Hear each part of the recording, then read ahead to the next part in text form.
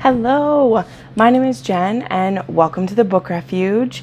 Today I am filming my June wrap up. I read 16 books in the month of June, 3 of them on audio and 13 of them physical.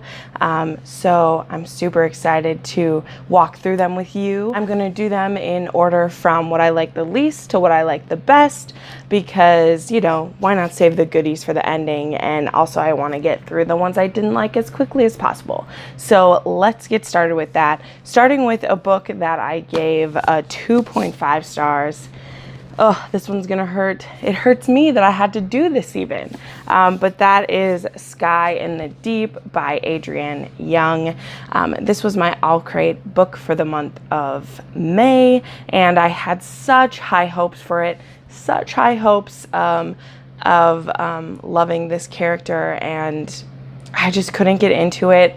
I don't know. I didn't like how the story started. I didn't like the shades of abuse that I saw. And I know this is a Viking story. Things are brutal, things are violent, and that's okay. I just wasn't ready for it. And I didn't like the main character. I didn't like how she thought through things.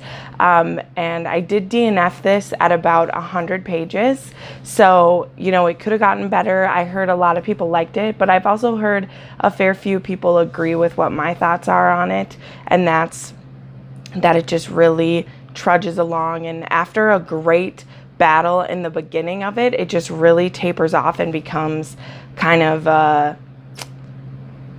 like Dances with Wolves / like prisoner of war type of story, and I just wasn't into it. So moving on, I gave this a 2.5 stars. Wasn't a huge fan. Next, this was one of my TBR jar picks for the month of May, and that was Lady Thief, which is the second in the Scarlet trilogy.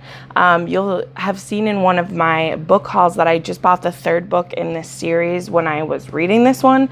But I don't know if I'm going to read it because, yeah, I gave this one a 3 stars, and its biggest flaw for me, and I mentioned this in the other one, is that the way, because this is a first-person narrative, and the story's pretty interesting. Like, it's, what if Will Scarlet in Robin Hood's Band of Merry Men, what if she was a girl and she was Scarlet? She also, her other persona is that she's Maid Marian. So Maid Marian ran away to be with Robin and went undercover as Will Scarlet and is a woman there. And Guy of Gisborne, she was supposed to marry him. And in this novel, she has to pay up to that promise. And so she becomes a lady, but she's still a thief in her heart. And again, it's a really interesting premise. And I remember loving the first one, but I read it a long time ago, the way that she talks. And so Marian, who she goes by Scarlet, I don't want to get into this too much, but it's just I need to explain why I don't like it because I want to be justified. But because this is a first-person narrative, it's written really weird. Like, they use the word were instead of is, which I know sounds super weird, but I'm trying to find a good example. Here it is. Someone were calling my name, and I straightened in time, but I were feared of it. Like, it's just this really weird thing, and because you're reading in her point of view, you can never escape it. But in her head, she shouldn't think in that syntax. Do you know what I mean? Like, you don't think in proper English that way. I don't know. Maybe you do. Maybe I'm completely wrong about where language comes from. That it could be totally factual. But for me, this was a grind to get through, and I don't think I can sit through another book of it when the story is just average. Like, it could have been great, but it was just average. So spending too much time on these low-ranking books. But that was a 3.0 for me. I put more detailed dislikes in my book reads review. For pretty much all of these, I have better detailed reviews there. So 4-star reviews, and I have quite a few of those. So, I'll talk about the, one of the audiobooks I read was one of the Poldark novels. I only have like an hour left of it, and since I'm filming this with still like 2 days left of June, I know I'm going to finish it before it's over. But I just finished listening to The Stranger from the Sea, which is the 8th Poldark novel. It's after the time jump that happens. I love Poldark.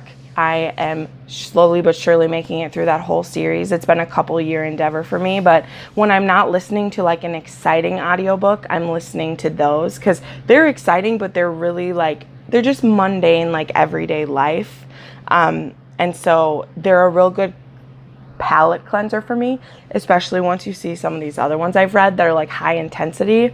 I like to relax with one of those. So I gave that one a 4 stars as well. I love all of those books and it's by Winston Graham. This one I had just bought, Too Wild to Wed, and 7 Minutes in Heaven was my TBR romance pick.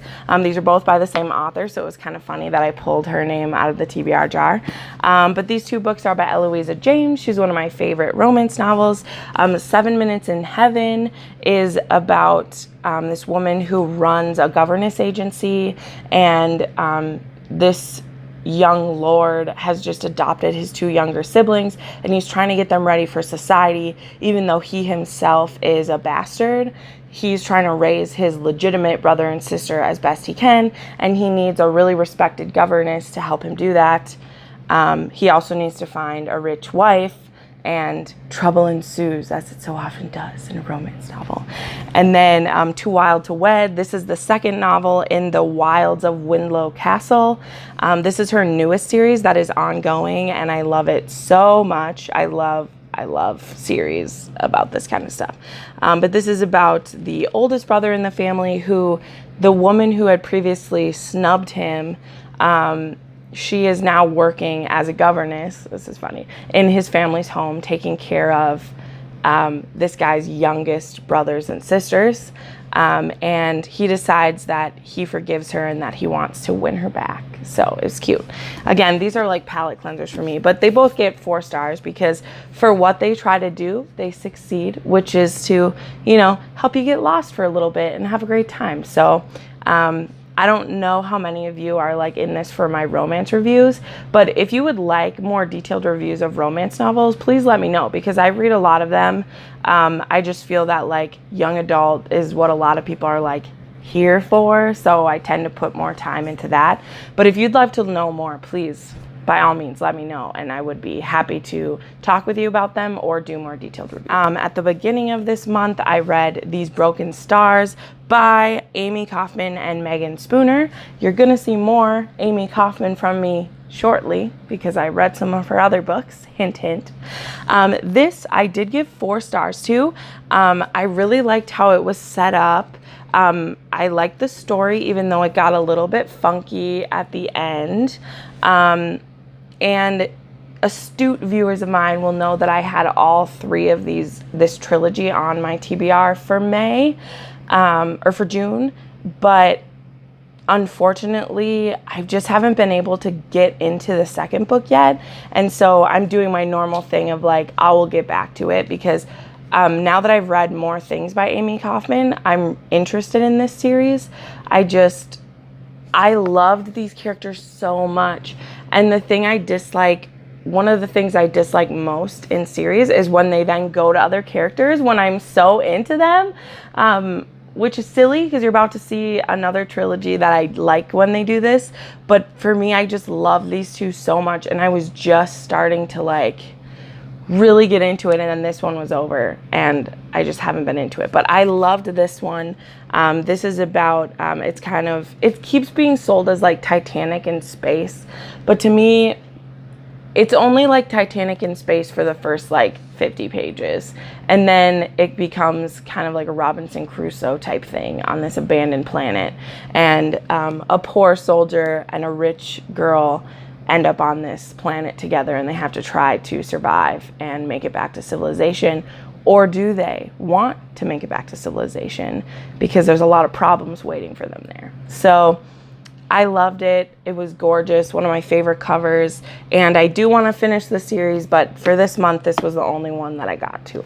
Next up, I read A Quiet Kind of Thunder by Sarah Bernard. This was suggested to me by Murphy over on her channel, and I loved the premise that the main character has acute anxiety and selective muteness, and the love interest is deaf. And so a lot of this book, let me find a page that shows it, because this was my question when I got into it. It shows the sign language in bold type, and then what people are speaking is in regular type. So that's how you know what things are being said in sign language. And the main character, sorry, I have to peek just a second. Her name is Stephanie, and his name is Reese. I actually read a lot of books with the character named Reese in them this month. Like, it's funny. There's 3 different books that had that. But it's just a cute contemporary. And as you can see, like, I don't read contemporaries. Like, this is the only one in my stack. Next month, I'm only planning to read 1 contemporary as well, because it's just not my jam. It's not what I'm into the most. But I was a sign language minor in college. I'm horrible at it now, but I loved it. I loved being immersed in that world and the people I met there. And this was just a sweet story. I felt that it was very respectful. It also has a lot of diversity in it. Reese is biracial. The main character's best friend is African American. And then there are quite a few different, like, it was just really diverse, as well as having sign language be one of the main modes of communication. And Reese is such a sweetheart. Like, I loved him. He doesn't have that, like, chip on his shoulder that they portray all deaf people to have in media. And he just was so happy someone would communicate with him and someone would try, you know, and he was so sweet. So I really recommend this. I gave this one 4 stars as well, and I just love Reese. Like, I want to give it some time, and then I want to reread this because it was a really sweet story. So my final 4-star review was Bright Burns the Night. I read this the very first day of the month in 1 day, because these books are really quick. This was the second and final novel in the Dark Breaks the Dawn. Sorry, this is Bright Burns the Night, and the other one was Dark Break the Dawn. This takes place, is it straight up 10 years after? Yes, 10 years after the first one. So it's funny because it starts as like a young adult fantasy, and then it skips 10 years, so everybody got a lot older. And it's after the queen of the country has been turned into a swan against her will. And the evil king who's taken over, evil is in quotation marks, he turns her back into a human 1 day of the year. Well, for 3 days, once a year, 3 days in a row, and asks her to marry him. And if she'll marry him, he'll stop turning her into a swan. But the magic is starting to fade from the land, because no one force in the land, because like he's the dark prince but she's the light queen, and no one force can be stronger than the other, otherwise the land starts to crumble. So they really do have to work together, otherwise magic in their land is going to go extinct altogether. So it was very interesting. It had quite a few twists and turns I wasn't prepared for. I do love Sarah B. Larson, even though I think that the stories, this sounds so snotty, but I think that the stories are a little simplistic. Like, it was pretty easy to guess where stuff was going. There was a couple twists that got me, which is why I got a 4-star. Like, I enjoyed it. And it was a very fast read. Her other trilogy, the Defy trilogy, was also like that. Like, you can get through them really quickly. But it also, like, I read this at the beginning of the month, and I didn't write any notes about it. And again, there's more in my Goodreads review, which I should have reread it before doing this, because I don't remember a ton about it. I just know I gave it 4 stars when I finished it, and I enjoyed myself. So I think, again, I need to reread like first and then the second, because some of the stuff they brought up in this one, I was like, oh yeah, that happened. I forgot, because I read the first one like 9 months ago. But it was worth it. So if you like the first one, I'm sure you've already read this because it came out like a month ago, but this was good. So my 4.5 stars, this one I read on audio, and it is Renegades by Marissa Meyer. So glad I finally did this. This book, ooh, I think this one has a really pretty yeah, this one has like Superman blue or Captain Chromium blue. This story was so good.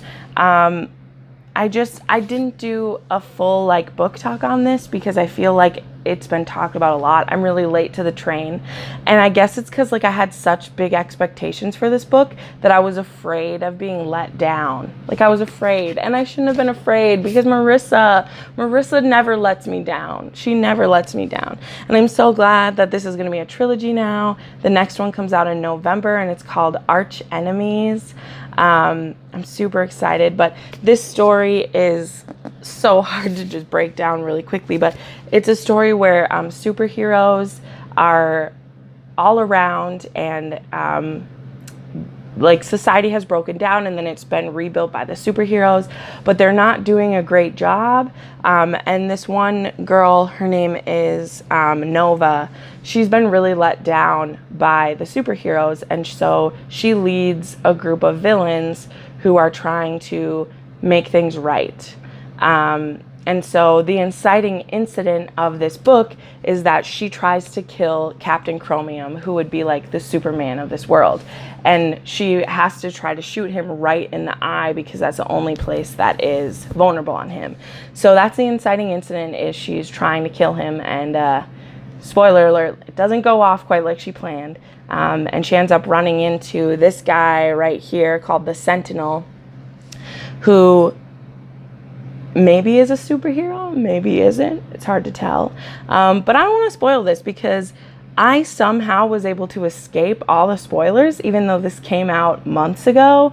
And it was so good. And audio, Rebecca Soler was reading it, who reads all of Marissa's books. I love Rebecca Soler. She also reads Atlantia by Ali Condi. And guys, Rebecca Soler does such a great job. Like, the characters of the Lunar Chronicles will forever have the voices that she gave them in my head because they're just so good. So whether you do audio or read this by book, I gave it a 4.5 stars for how good it was, but also for what the potential of the next one's going to be, because there were some serious truth bombs dropped at the end. Wow, it's so well set up. I need to read it again to see if she left better clues as to that, because it felt like it came out of nowhere, but also it has me so excited. So I can't wait. 4.5 stars. I gave 4.75 stars. If you've watched any of my other videos, you probably know. I'm not going to talk about it too long because I did a whole 20-minute book talk about it. But this is The Savior's Champion by Jenn. I gave this a 4.75 stars. This is an adult dark fantasy. It was fabulous. It's about Tobias Kaya and his fight to the death to win the Savior's hand and become the sovereign of the land. And in doing so, he's trying to make a better life for his family, even though he doesn't really care if he gets to marry the Savior or not. And I tell you guys, this was bloody, this was intense, and it was fabulous. So look this up. This is a self-published book by Jenn, and it is so great. She has an AuthorTube channel that you should check out as well. She's hilarious, and I love her, and it's fabulous. Next up is the final 3 books that I read. I just finished the 3rd one a couple hours ago, and I can't decide if I'm going to do a book talk for it. Again, I'm kind of late to the party, which, again, I'm glad I'm on BookTube, and maybe I can stop being late to the party. But this was a party I was happy to join. And I thank you, Barnes & Noble, for your sales, because the only reason I bought the first one is because I needed one more book to get my 3 for $20, and I picked this one. And what I just read is the Illuminate files. I read them in 5 days, 1, 2, 3. I read this one, and while I was reading this one, I started listening to the audio for Illuminate because I've heard how great the audio is. So one of my audiobooks was that I reread Illuminate. And guys, they are absolutely correct. You need to listen to these.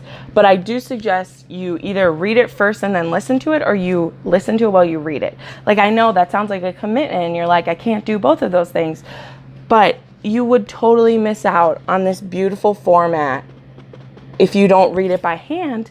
But also, it has a full cast, and it has battle noises and scary sounds and like pew, pew, pew, Star Wars noises. And it was so good. I gave all 3 of these 5 stars. What is there to say that hasn't been said? These are by Amy Kaufman and Jay Kristoff, and they're just so good. I don't know anyone who doesn't know what this is about yet. Well, that's foolish. I know there's people who don't know. But a lot of the people on BookTube, everybody's talked about these books. And I haven't heard anyone strongly say they don't like them. I just downloaded Gemina to listen on audio. Super excited for that. Because when I read them by hand, I feel like I miss stuff.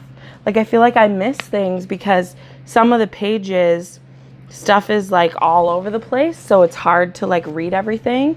And when they read it to you, you make sure you get all the important stuff. But this involves this couple, Katie and Ezra, who the day they broke up, terrorists attack their planet, and so they have to flee to the skies and try to outrun this terrorist ship that's trying to take them down.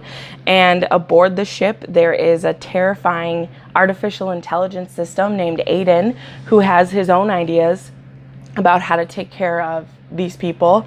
And some of them are a little bit sinister, but it was such a fabulous series. I thought it ended so well. I didn't want it to be over. I hope that the new series that they're doing, which Jay just posted a little something about it on his Instagram today, I hope they're connected somehow. Like, they haven't said that they are, but it also takes place in space, and it's supposed to be, he'd said in an interview that it has to do with like space cadets meets like the A-Team, and like how cool would it be if somehow it's connected with the Illuminate files, because like the Illuminate group is a thing at the end of this book. Like, the Illuminate group is who put this together. Like, I need to do a book talk about this. I'm going to. It's settled, because this video is getting too long and I want to keep talking, so look out for that. I don't know when. I think maybe when I finish re-listening to the audiobooks, I'll do a full talk of it. But I gave those 5 out of 5 stars. So yeah, that was me this month. I read 16 books, 3 on audio, 13 hardcover, and it was fabulous. I continue to be proud of myself for getting through these novels. Stay tuned for my TBR for July. I'm really excited, so it's gonna be awesome. But thank you so much as well for watching, for putting up to me rambling, and let me know if you've read any of these, if there, or any suggestions you have for me, if I liked any of these, if there might be more that I like. But thanks for coming by. The Book Refuge continues to be a safe place to talk about books and to just share more about the same things we love. So thanks for stopping by.